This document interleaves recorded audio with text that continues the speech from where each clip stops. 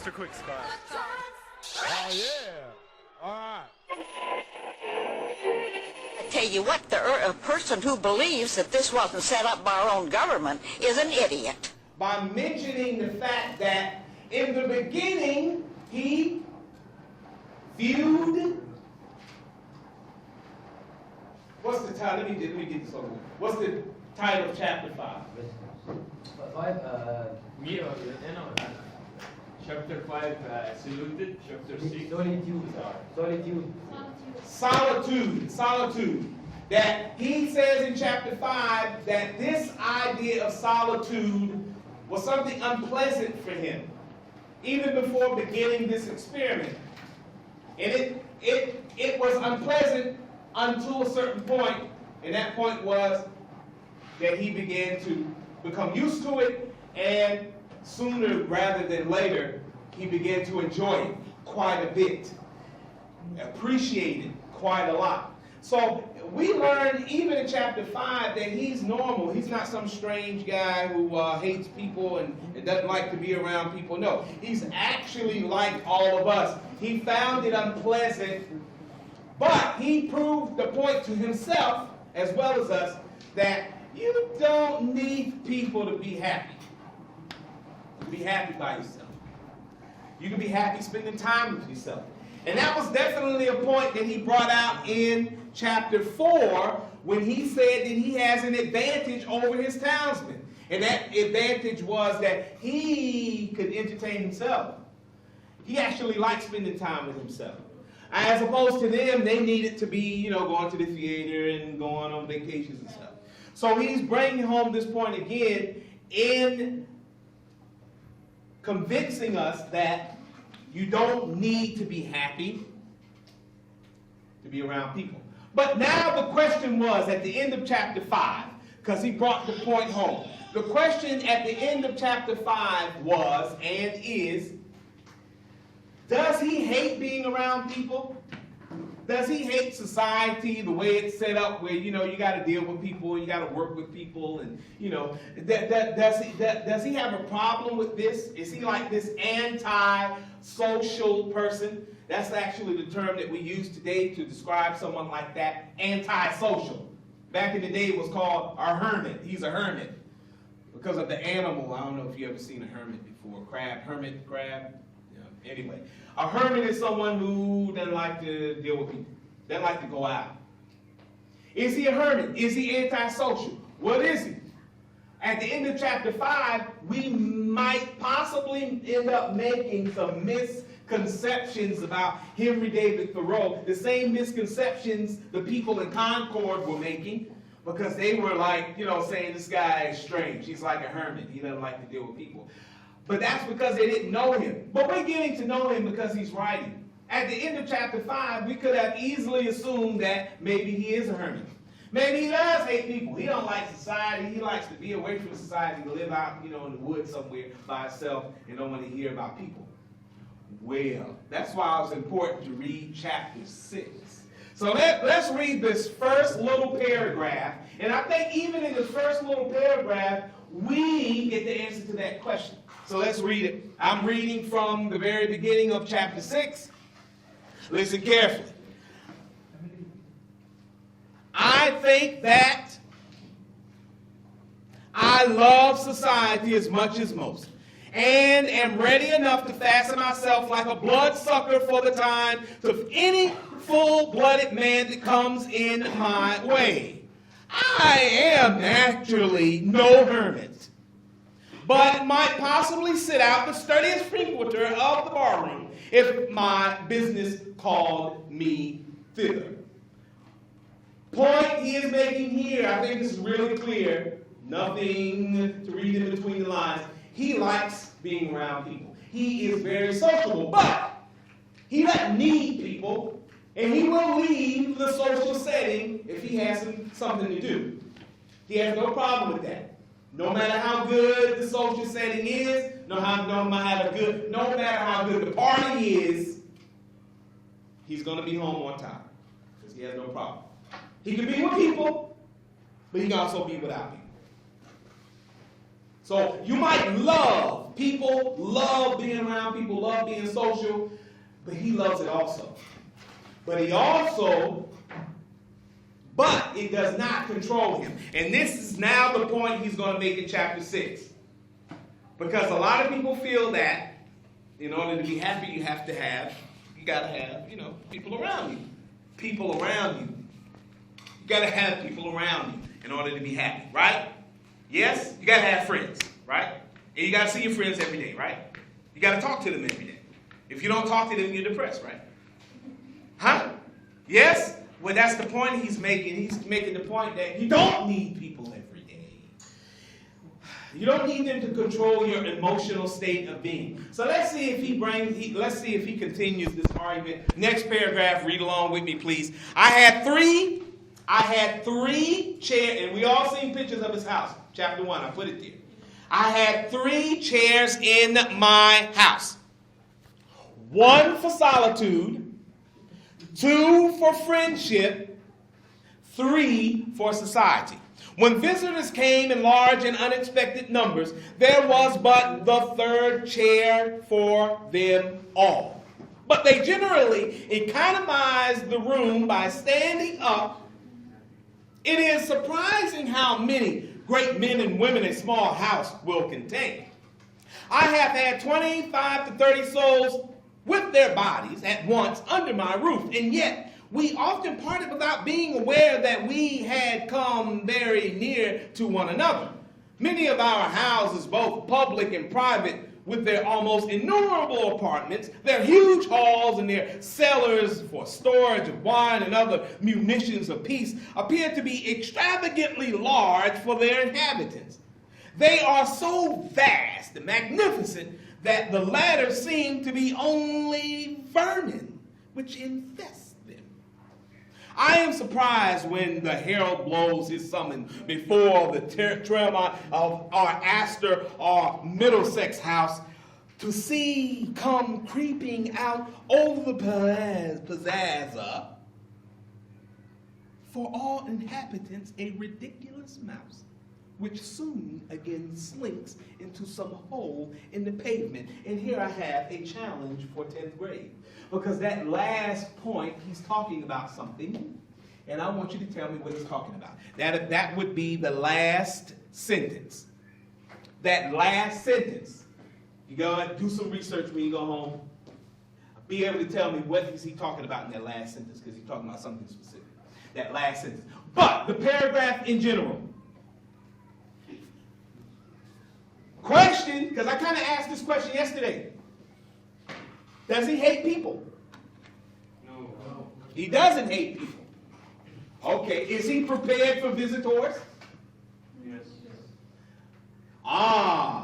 Is he proving a point about preparation for visitors here?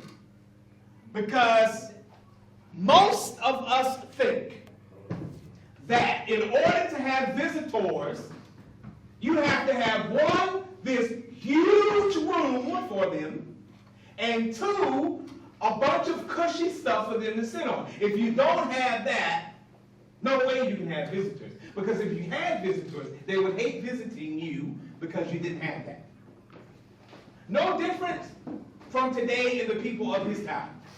This is what people believe. That in order to make a visitor happy, you had to have a big room, a reception hall, and in that reception hall, a bunch of stuff to sit on. Because, you cannot risk even the thought of having a visitor who has nothing to sit on. It's like insane to think that. But he's also proving the point that in that little house, you seen that house, right? He had like 30. Can you imagine he had more people in that place than in this room? In that little house. And nothing for them to sit on. And they had a nice visit. And didn't even realize that they were almost up on each other like this.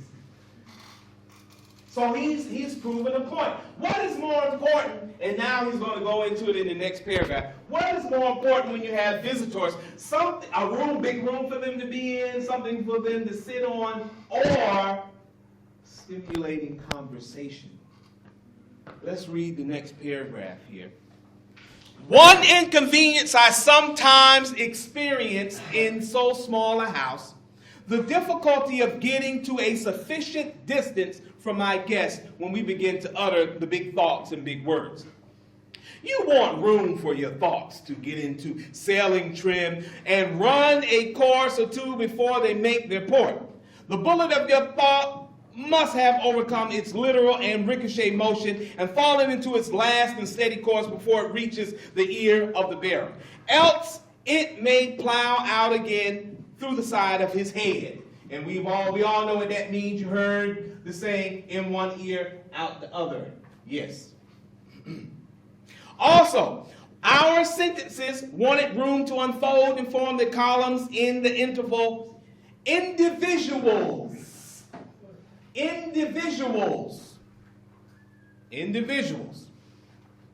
Okay, I'm saying that for a reason. Individuals, like nations, must have suitable broad and natural boundaries, even a considerable neutral ground between them. I have found it a singular luxury to talk across the pond to a companion on the opposite side. In my house, we were so near that we could not begin to bear. We could not speak low enough to be heard, as when you throw two stones into calm water so near that they break each other's undulations. If we are merely locutions and loud talkers, then we can afford to stand very near together, cheek and jaw, and feel each other's breath. But if we speak reservedly and thoughtfully, we want to be further apart, that all animal heat and moisture may have chance to evaporate. If we would enjoy the most intimate society with that in each of us which is without or above being spoken to, we must not only be silent, but commonly so far apart bodily that we cannot possibly hear each other's voice in any case. Referred to this standard, speech is for the convenience of those who say if we have to shout, as the conversation began to assume a loftier, grander tone, we gradually shoved our chairs further apart till they touched the wall opposite the corners, and then commonly there was not enough room. So, I got a question.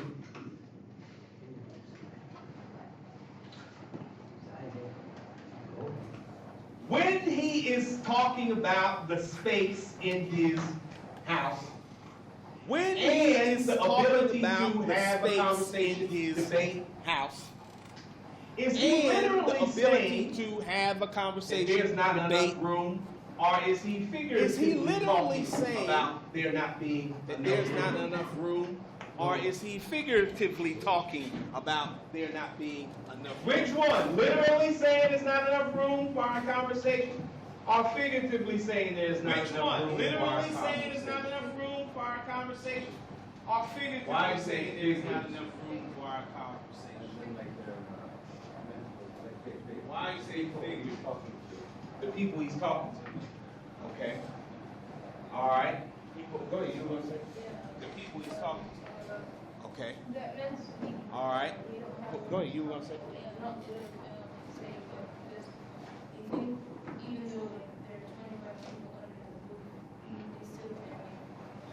And because literally says if you're gonna have like an intellectual conversation, you don't want to get too close to the person. Well, he said that even though like if there's like 30 people in the room that really aren't close to each other. Okay. So he's saying that the conversation would not be good if the people are too close to each other? Is that what he's saying? Come on, somebody, you read it with me. I want to know, is that what he's saying? Is that what he's saying? Now, is he going back to saying that there wasn't enough room in his house for his visitors now? That when they begin to conversate, he realized that, there wasn't enough room? I mean, what's going on here? Is he contradicting himself or what?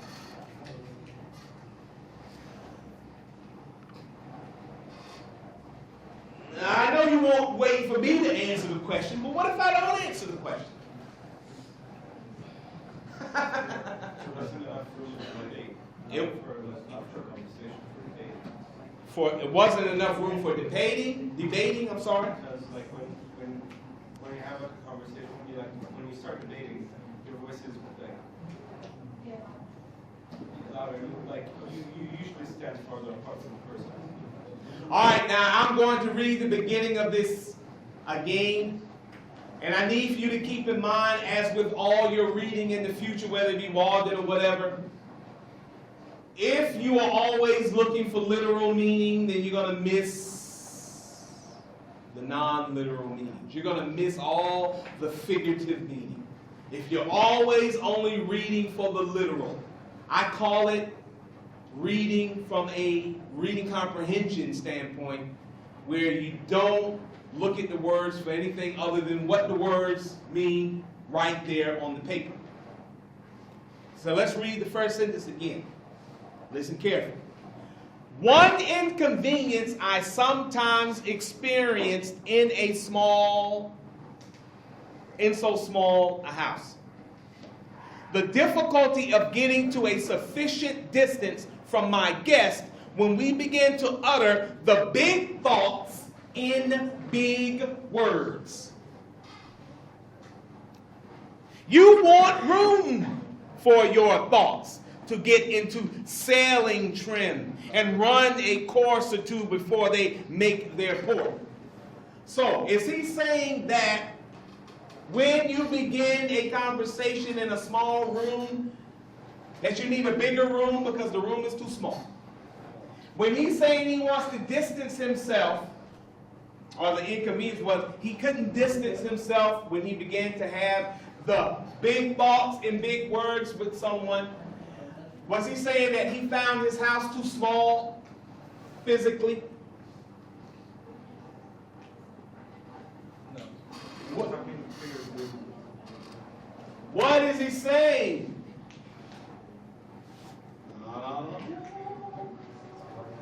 Come on. Now it's time to use the brain. Now I know you saying I didn't come here. I didn't sign up for that. You gotta use your brain now. I know what's written there, but I want to know, is he talking about the size of the house?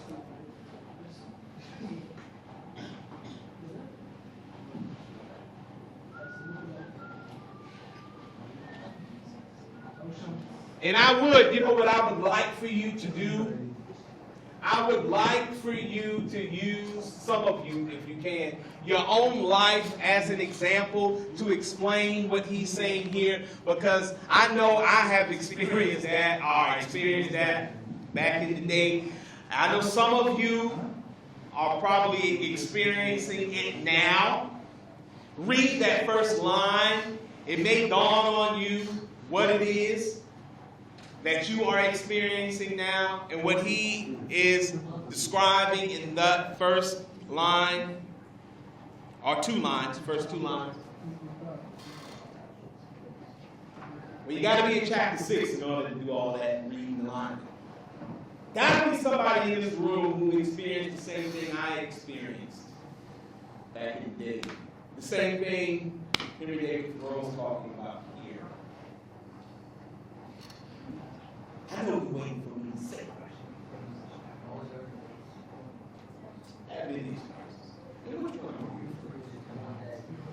Oh, you know, back. But I want to hear yours first, and then I talk about mine. That's the deal? Yeah, the deal? You tell me your experience, I tell you. Be like a two-way street instead of a one-way highway. One-way, how you get it? Okay. All right, let's read the lines again.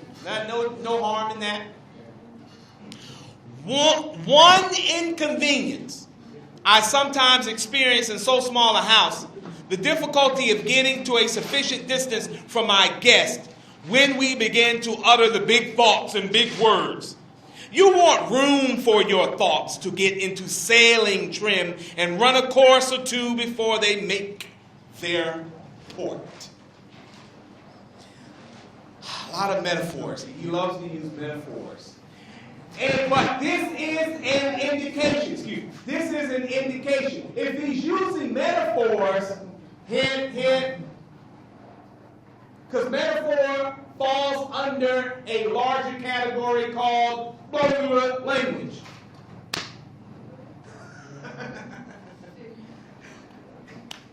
So that should be a big hint. Can somebody raise their hand?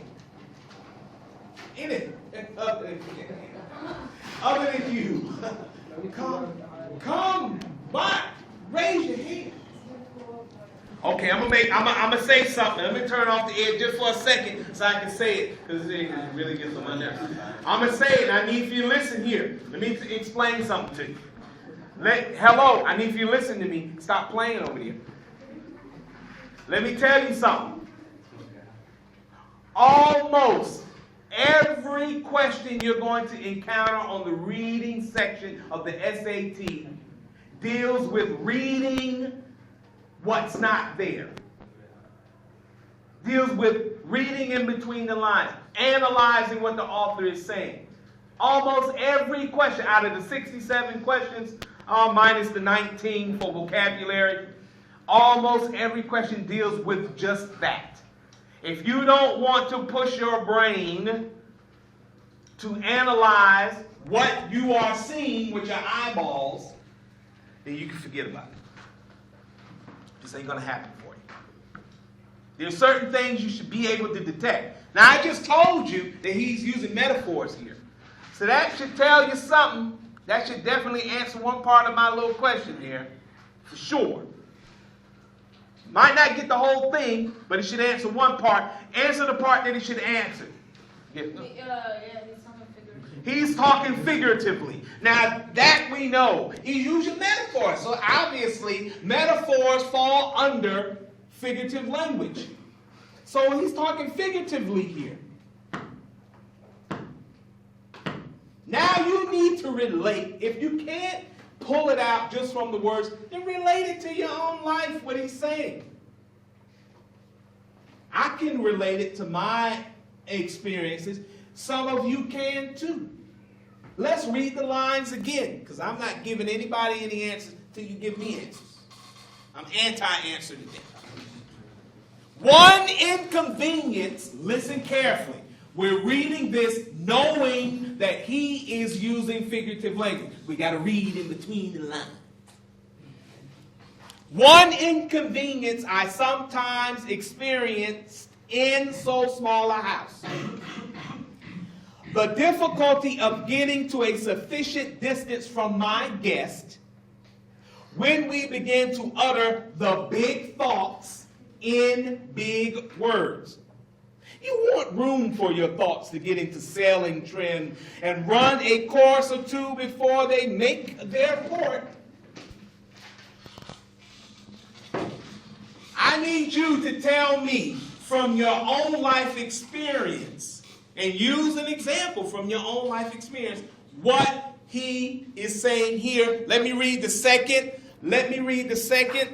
next sentence. I'm going to go ahead and read the next sentence. Excuse me. I'm going to go ahead and read the next sentence. Maybe it has something that's going to help us. The bullet of your thought must have overcome its literal and ricochet motion and fallen into its last and steady course before it reaches the ear of the bearer. Else it may plow out again through the side of his head, meaning in one ear and out the other. That's an idiom. And I think y'all know what that idiom means. As a parent, I've used that idiom quite a bit. So, I think that's enough to answer the question. I am going to press the off button on my device, and I'm going to allow you now to answer the question. I need you to come with an example from your life to help explain what the author is saying here. Now, he ain't talking literally. We already determined that. He's talking figuratively. So now, listen carefully. Maybe he has your answer, because I ain't got it right now. Yes? He says that we don't need a big houses and to sit and say, I used to go Well, now we still in the literal. So he said, wait a minute. So he's saying we need a small house? No, it doesn't matter if it's big or small. Doesn't matter. But what matters? Because you actually, excuse me, you actually on, wow, wow. Does that Pepsi? Oh, wow. Does it taste nice? No, it doesn't taste nice? Oh, okay. Wow. It looks like it tastes good. I mean, you drinking it while we're having a serious discussion. Okay. You're on the right track, though. I like that. Think about it now. You have your own life experience, maybe. I have to say maybe because not everybody grew up the same way. But you might have the same experience that he's describing here. But you're in the right point saying it doesn't matter the size of the house. He actually got a really big part of the answer I'm looking for. But I still want a life example, though. If you can give me a personal example from your life to explain what he's talking about here, I know you hit it on the nail. Take what he said, take the lines. He said, it don't matter how big the house is. When you conversate with somebody, right? When you're having a discussion with someone, it doesn't matter the size of the house. Yes? Well, take a little baby step. We're getting there, though. I mean, we got to be happy with what you get. Anybody else want to add something? Maybe we can take another step. Anybody else? I'm telling you, you have had the same experience. You have felt the same way. That you will totally agree with him because of an experience you had in the past. Well, think about your experiences. Huh? Our experience, if the house is small and a lot of people are in the house, we don't care about we don't really care. Okay, that's what he just said. I'm going to stop you right here. What were you about to say? I think when you said like the size of the house, it's not literally the size of the house. It's not literally the size of the house. Go ahead. But it's more or less the size of the ability of conversation. The ability of the, explain that. Like he said, thoughts go from from a position to a position where it's a 14 from the house size. As in like the other person you're talking about, you show the average points before eventually. Stop right there. Stop right there. Another baby step. Size of the house doesn't matter. What matters is the conversation. That's essentially what you said, right? What matters is the conversation. Yeah. Right? Yeah, or, okay, I'll take it as a step further. It's more than a big step. What matters is the conversation and whether or not the person you're conversating with understands you. Yes? Okay, fine, I'll take a big step. Now, that's it now. No more. Your life experience. I need life experience. Come on. Think about it. Think about it. Size of the house doesn't matter. The importance of the conversation and the person you're having the conversation with understanding your point. What?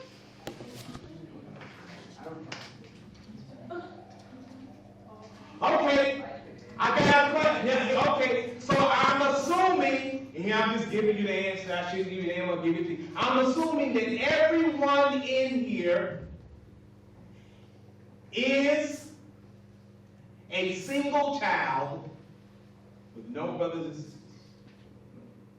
Because I definitely wasn't one. I want you to read those lines again. Think about why I'm saying that. And think about what he just said. Think about what he said. Think about what he said. I need you to come with a personal experience. Yes, Miss Alma! Wait. Let Miss Alma talk. Go ahead. Go. I think it also matters the reasons of the business. No. I was like, okay. No, not quite. Not the really focus. No. Anyone When I'm telling you, personal experience. Okay, all right, just so I don't stick your hand.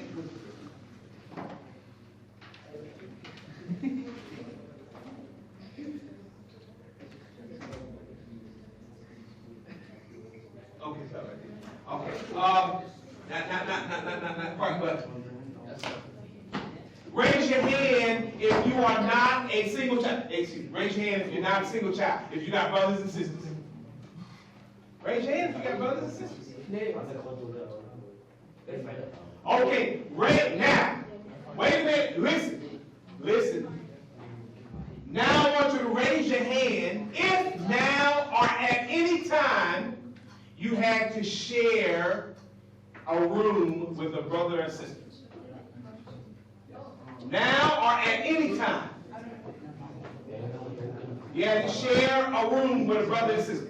Okay. All right. Now I want you to keep your hands up. For those who have their hands up, because these are the people who may be able to relate. Excuse me, stop talking. And I want those who can relate to explain what he's saying. Is or was that room big enough when you got into an argument? Was it big enough when you got into your room? Was it ever big enough when you got into an argument with your brother or sister? Now read those lines again. I need somebody to explain to me what he is saying.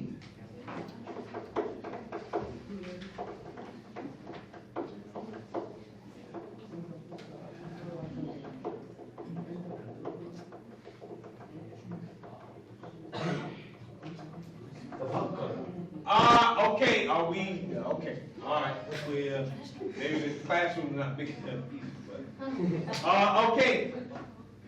Yeah, okay, let me get, you gotta, go ahead, tell me, talk to me, go, talk to me. No? No. Give me your personal experience, okay, I got it. I want this. Quiet. Go ahead, talk to me. Yeah. It'd be small. I'm talking about why you have an argument, right? Yeah. Okay. Anybody else?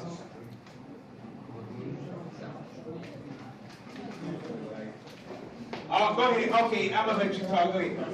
Because people start getting bored. When I don't give the answers, students start getting bored when I don't give the answers. So let's just go ahead and get to the answer. Excuse me. Green group. Green group. Green group. Green group. Now you pay attention. Green group. Go ahead. Speak up loud. It doesn't seem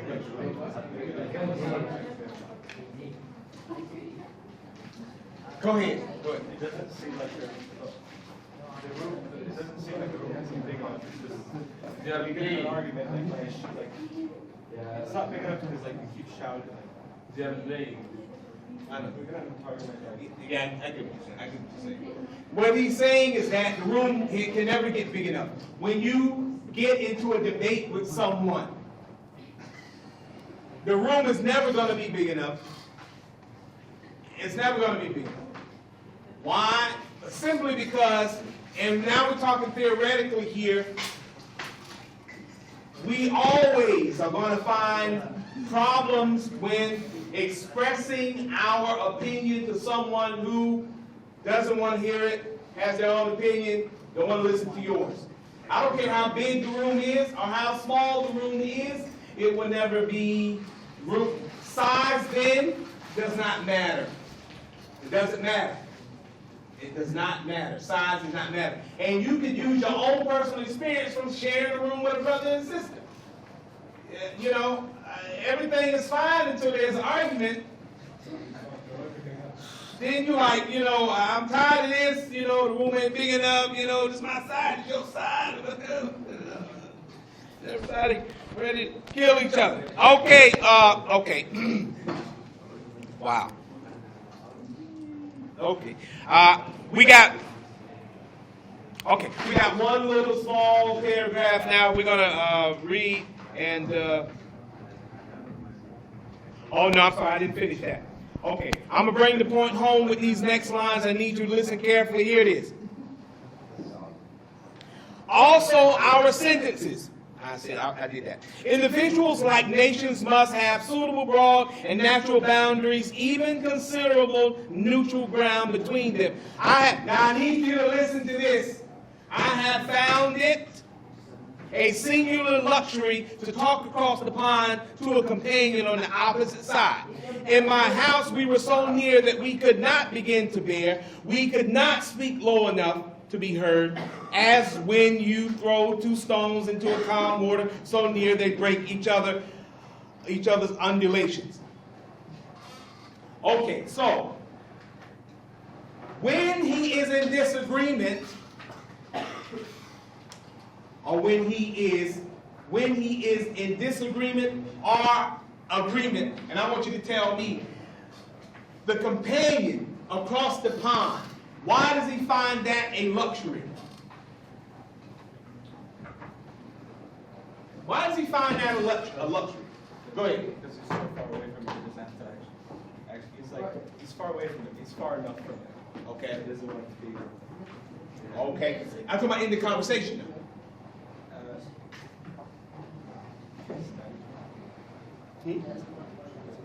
Till somebody puts, Okay. Anyone else? For instance, we can go back to your life. Let's say you had that same argument. Let's say you had the same argument with your brother or sister, but you didn't share a room. I just go in my room. There we go. So you can handle the argument better if that was the case. All right, well, that's it. I guess we can't continue today, but we definitely will continue tomorrow with chapter 6 in Islamic school. We'll talk about tomorrow. Yeah, that's rolling the hard way. We don't want to roll quite that hard. We want to get one of them little minibuses.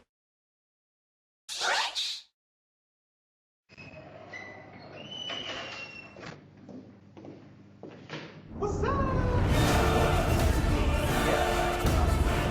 Yo, and 14. What's up? Tell you what, a person who believes that this wasn't set up by our own government is an idiot. Everybody's gone out of their mind. Welcome to Mr. Quick's class.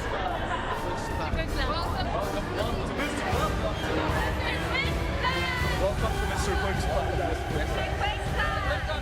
class.